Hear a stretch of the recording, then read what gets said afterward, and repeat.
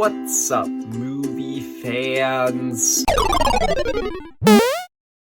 Guys, so recently we got a brand new Star Wars show, Andor, and this show has been very popular amongst a lot of people. Like, a lot of people recently have been saying that Andor is one of the best, if not the best, Star Wars show ever made. Like, this show has been insanely hyped up by so many people. So many people have just been loving it. So I'm going to give you my thoughts of Andor today, what I thought about it, everything I liked about it, everything I disliked. I think that my opinions on this show compared to everybody else's are very interesting. Let's just say that. Let's just get straight into it, starting with everything I liked about Andor. I think the biggest thing that I really liked about Andor is how it portrays the Empire. As a matter of fact, I would argue that Andor might have my favorite portrayal of the Empire in any piece of Star Wars media. The Empire here is truly portrayed as this cruel, ruthless organization that's just willing to do all these terrible things. They have this cruel prison system where they imprison people for basically nothing with no evidence to their crimes, and then they basically give them life sentences without telling them. They will literally just straight up kill citizens for no reason. They just have this cruel, oppressive for certain members of the Empire, just straight up cover up the murder of Imperial employees in order to make themselves look better. They just come across as this horrible organization, and I think that they are portrayed as a lot more cruel and competent than they are in a lot of other Star Wars media, because the Empire seems pretty incompetent in so much other Star Wars media. Of course, stormtroopers are the highlight of that, where they are just insanely incompetent, can't even hit a shot with a blaster, despite the fact that they are literally the lead military of the Empire. Here, the Empire is a lot easier to take seriously, and I really liked that. So the Empire was easily my favorite part of this show, but I think that this show has some other things that are really good about it. Specifically, a lot of the side characters in this show, getting into them, because there are a lot of really interesting ones. First off, Mon Mothma is surprisingly great here. She's a side character who's incredibly minor in most Star Wars media. She doesn't normally have that big of a role, but here she's one of the main characters in this ensemble cast, and I think it's interesting that here you get to see a lot more of her struggle to stand up to the Empire as an Imperial senator, which is something that was mentioned in things like Star Wars Rebels, but we've never really gotten to actually see. But you get to see a lot more of her life and her struggle in this show, and I think that that was interesting. Luthen was a pretty interesting new character. He came across as kind of bland in the first half of this show, but when you get into the second half towards the end, you learn a lot more about his life and how he's essentially desperate to try and take down the Empire, even though he knows that he will most likely not be able to live past the Empire's reign, so he's essentially sacrificing everything to take down this organization. I think that that was really interesting. Kino he was a character who did not appear a lot in this show. He was only in like 3 episodes, I think, but he might have been the standout. Like, obviously, Andy Serkis plays him. He's fantastic. And he has this whole thing where he's a prisoner who is incredibly loyal to the Empire because he trusts that they are going to let him go soon. And when he finds out that they're not going to let him go and he has been given a life sentence without him even being told about it, he feels betrayed, and he ends up using this authority that he has over other inmates to overthrow the Empire and break out of prison. I think that that was pretty interesting. So he was a character that wasn't in the show a lot, but what he got was very good. Dedra Miro, who's basically the main villain of this show, I thought that she was interesting.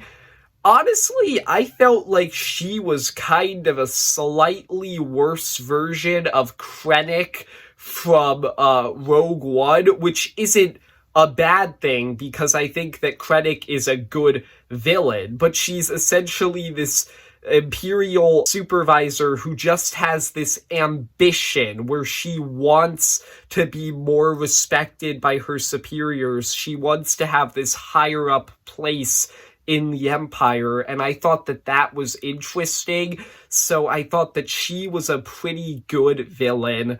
And then the last character in this show that really stood out to me was Cassian's mother, Marva. I thought that it was interesting that she's essentially lived this entire life where she's felt oppressed by the Empire, but she's been kind of scared to stand up against them. And now in what she knows are basically her final years of life, she finally decides that she wants to stand up to the Empire and she wants to finally defeat them. And I just think that that was very interesting. So yeah, there are a lot of great side characters in Andor. With that being said, this is where we move into my problems, and this is where this video is going to get very controversial. I was not the biggest fan of Andor. It is a show where I completely understand why other people like it. I'm very happy that other people do like it. But I'm not sure if I'm there. Hey guys, before we get into my negatives on Andor, I wanted to quick come in here and give you a message from future me. I just wanted to tell you guys to go and check out an Andor video created by my friend Grand Admiral Thrawn. You probably know Grand Admiral Thrawn if you've been watching my channel for a little while. I had him on the channel for my Obi-Wan Kenobi review. He's a pretty cool dude. He makes Star Wars videos and a bunch of other videos on topics that you're probably interested in if you've been watching my channel. And he, this week, is making a ranking of every character in Andor, and we decided, hey, since we're both making Andor videos this week, how about we promote each other? So, yeah, I'm gonna put a link to his channel in the description. You should totally go and check out his Andor video, and while you're at it, subscribe to his channel. That's the message. Okay, back to the main video now.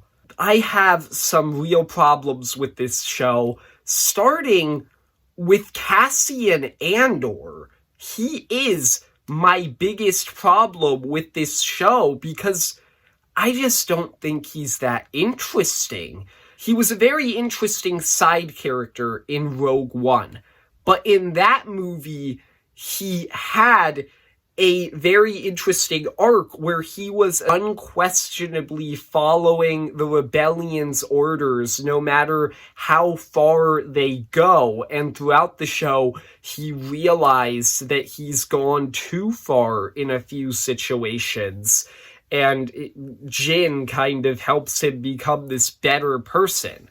The problem is that Andor takes place before Rogue One, obviously, because it's kind of impossible to make a show about Cassian that takes place after Rogue One, considering he's kind of no longer a person after Rogue One.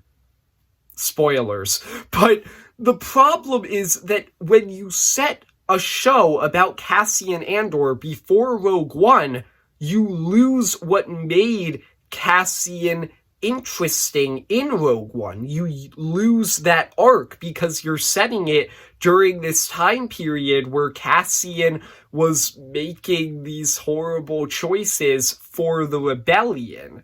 And this show tries to give him this other arc where it seems like he's running from the Empire, and throughout the show he realizes that he needs to stand up to the Empire. But my problem with that is that I never really felt like the character conveyed that well. I never really got the sense that Cassian was a coward who didn't want to stand up to the Empire.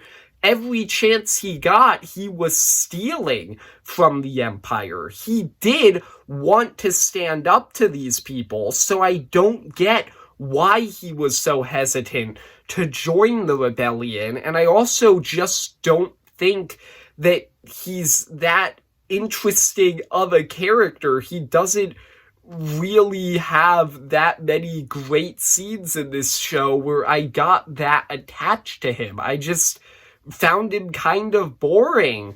So even though a lot of the side characters in Andor are great, Cassian, the show's main character, really just wasn't interesting to me.